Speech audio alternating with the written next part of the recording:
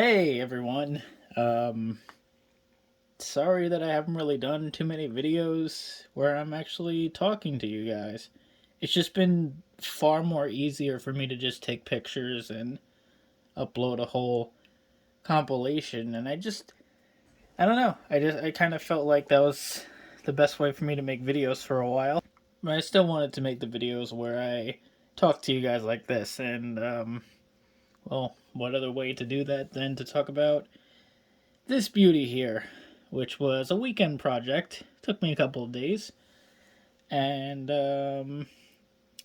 what it is a Jada diecast that I custom painted.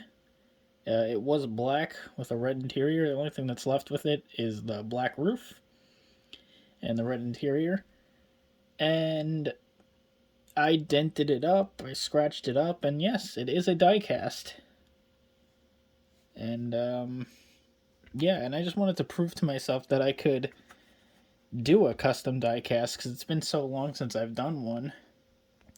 This car is very, very reminiscent of the Highwayman from Fallout 2, which is what I was kind of going for, but it is not from the same universe.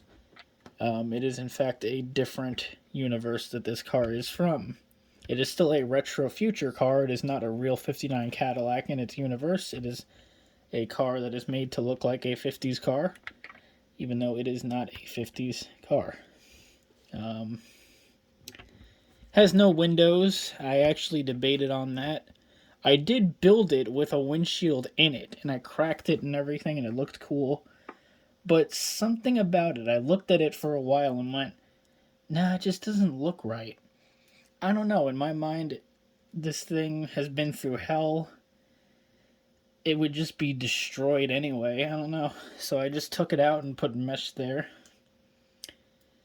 I don't know. I'm still torn between it. I don't know if I should just take the roof off again and put the windshield back in. I don't know. Just didn't look right to me.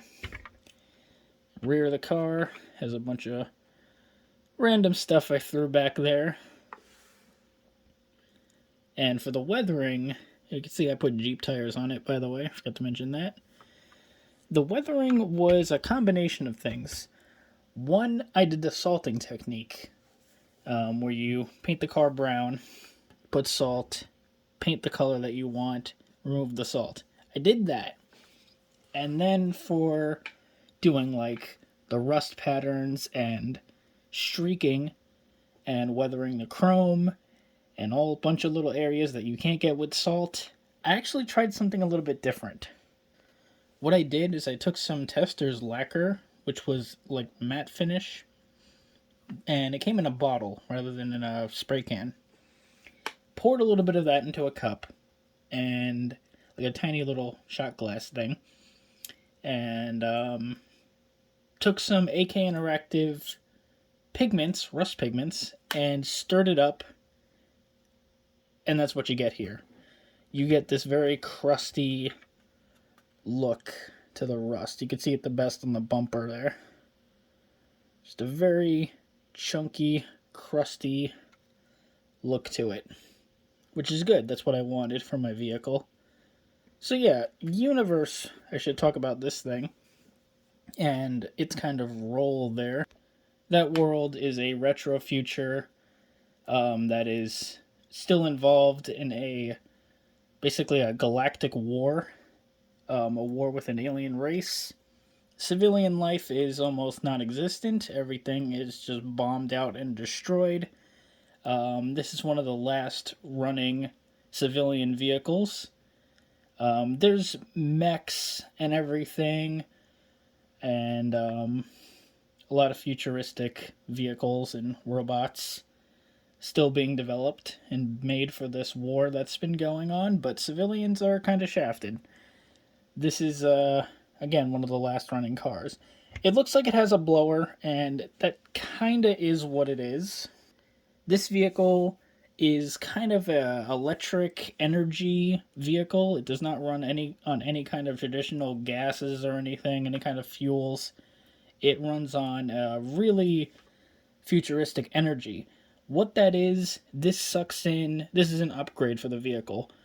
It sucks in air, which cools the generator that powers the engine and supplies more power to it.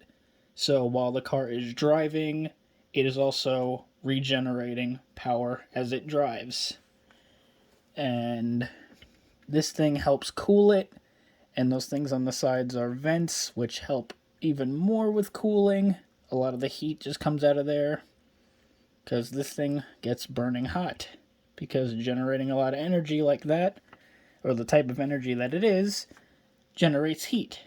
So that's one of the big problems with the energy that they use. And that's one of the reasons why it has that, to cool it down. And to look cool. I'll get this out of the way for now. But there is another car that I want to talk about here. And that car is this. The Bobby Isaac Daytona Dodge Charger. This is the last video that I posted about, and wow. You guys have no idea how much of a big deal this was for me. I think I wrote about it in the description a little bit. And yes, this isn't perfect. I know that the Revell kit isn't 100% accurate to the real Daytona Dodge Charger. I've heard that JR Models is coming out with a Daytona or a Superbird. I'll look for that in the future, maybe to do another one of these. But for now, I'll stick with this. JR Models, I've had a couple of their kits before. I'm not really a fan of them. I don't like the two-piece chassis. Not a fan of that at all. They always break every single time. No matter how much glue you use, they always snap in half. That's always my experience. But yeah, growing up, I was never a petty Superbird guy. I loved this car. Now, that's not to say that I dislike the Superbird. Honestly, like, I hate when people ask me this. Oh, do you like the Daytona or do you like the Superbird?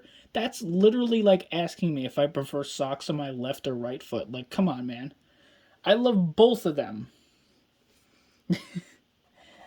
But this car was an icon for me as a kid. I loved this thing. In fact, I still have this ever since I was a little kid. Yeah. So this thing was literally a dream come true. When I found that they made the decals, I was like, holy shit. Like, I had to do it. Absolutely love this car. One of my new favorite models, I think, that I've done. And I know it's not perfect, but, I mean, it's good enough for me, you know? I'll take it. I love this thing so much. Ever since I was little, you know? I've always wanted to build one of these ever since I was little.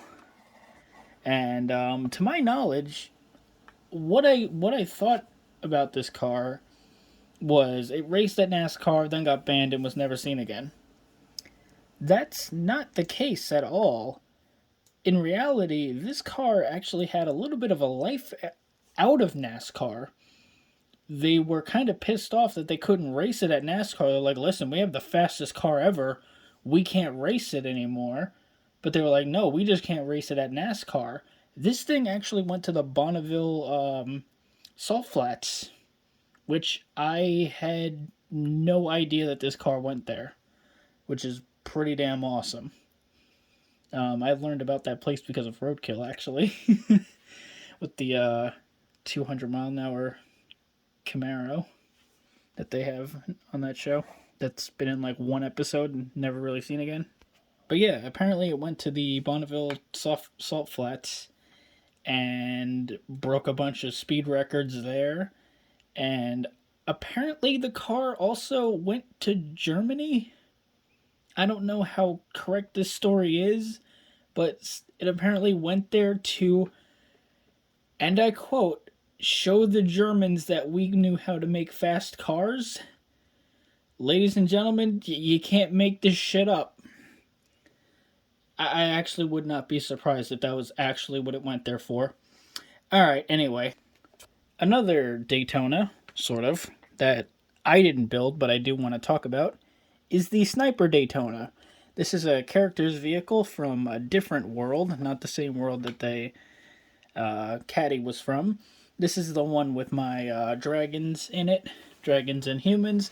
This is a car owned by a bounty hunter character, and it's not really meant to be a combat vehicle at all. It's meant to get in quick, shoot your target with the ridiculously big 50 cal, because that gun is absolutely massive in real life, and get out quick, basically. That's why it has a bunch of panels removed and has that huge supercharged 572 V8. Now, I've actually gotten some hate for it having a 572 Chevy engine in it. Someone on Facebook even said, "Why would you put a Chevy motor, Mopar or no car?" I was like, dude, that just makes it so much more interesting. Like, think about it. If you would have used the stock engine from this kit, like, how interesting would that be? Everyone knows what the stock engine on the Dodge Charger kit is like. You throw a 572 in there, it makes it so much more interesting. Like, that adds so much character to the vehicle. But yeah, I think I'll end it on this one because I love this thing. And yeah, I will see you guys next time.